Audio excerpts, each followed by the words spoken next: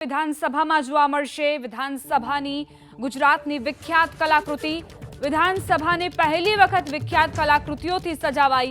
પીઠોડા કૃતિ pillar પર આદિવાસી વિસ્તારની કલાકૃતિ અંકિત કરાઈ છે। કચ્છનું મડવર્ક તોરણ તરીકે વિધાનસભામાં અંકિત કરાયું। માતાજીની પછેડી નામની કલાકૃતિ દિવાલ પર અંકિત કરવામાં આવી છે। તો વિધાનસભામાં ગુજરાતની વિખ્યાત કલાકૃતિથી હવે આપ રૂબરૂ થશો। વિધાનસભાને પહેલી વખત વિખ્યાત કલાકૃતિઓથી સજાવવામાં આવી છે।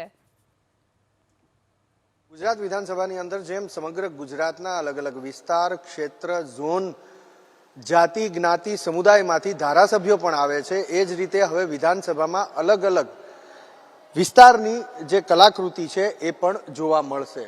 વિધાનસભામાં પહેલી વખત આ રીતે જે દિવાલ છે કે પિલ્લર છે એના ઉપર વિવિધ જાતિ, વિસ્તાર, ક્ષેત્રની જે કલાકૃતિઓ છે એ જોવા મળશે।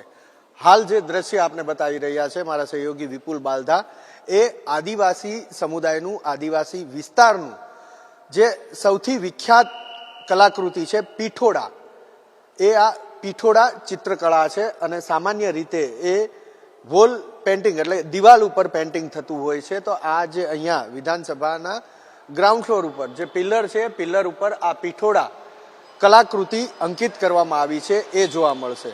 બીજી તરફ ત્યાંથી થોડા આગળ વધીએ એટલે કચ્છની જે કલાકૃતિ છે મડવર્ક, તો એ સજાવવામાં આવી રહ્યું છે। જે દ્રશ્યો હવે આપ જોઈ રહ્યા છો મારા સહયોગી વિપુલ બાલધાને મદદથી, તો આ કચ્છની જે વિશ્વવિખ્યાત કલાકૃતિ છે મડવર્ક, એ મડવર્ક પણ અહીંયા જોવા મળશે। તો એક તરફ આદિવાસી વિસ્તારની પીઠોડા કલાકૃતિ, બીજી તરફ કચ્છ વિસ્તારની જે આ મડવર્ક છે એ જોવા મળશે। તેનાથી આગળ વધીએ એટલે આ ગુજરાતની એવી કલાકૃતિ જોવા મળશે કે જે સમગ્ર વિશ્વમાં વિખ્યાત છે અને માતાજીની ચૂંદડી તરીકે એ ઓળખાઈ આવે છે। તો આ રીતના અહીંયા એ પણ અંકિત કરવામાં આવ્યું છે માતાની પછેડી, માફ કરજો, આ જે કલાકૃતિ છે એ માતાની પછેડી તરીકે વિખ્યાત છે। સામાન્ય રીતે કાપડની ઉપર આ રીતના એ અંકિત થતું હોય છે, મોટે ભાગે કાપડની અંદર આ ચિત્ર થતું હોય છે। એટલે માતાની પછેડી અહીંયા દિવાલ ઉપર વિધાનસભાની અંદર અંકિત કરવામાં આવી છે આ કલાકૃતિ। આને કલમકારી પણ કહેવાય છે, કારણ કે વાંસના એટલે કે બાંબુ જે હોય છે એમાંથી એ બને છે અને આ જે કલર આપ જુઓ છો એ તમામ નેચરલ કલર હોય છે। સામાન્ય રીતે એ કાપડની અંદર અંકિત થતી હોય છે આ કલાકૃતિ, પરંતુ અહીંયા દિવાલ ઉપર માતાની પછેડી એ અંકિત કરવામાં આવી છે। જેમણે અંકિત કર્યું છે એમની સાથે પણ વાત કરીએ અને જાણવાનો પ્રયાસ કરીએ। આ ગુજરાતની અંદર કયા વિસ્તારની અંદર સૌથી વધારે વિખ્યાત છે માતાની પછેડી? અત્યારે હાલ તો અમદાવાદમાં અમે વાસણામાં રહીએ છીએ અને અમારી એક જ ફેમિલી છે, ચિતારા ફેમિલી, જે આ વારસાને આગળ વધારી રહી છે, માતાની પછેડી કલમકારી।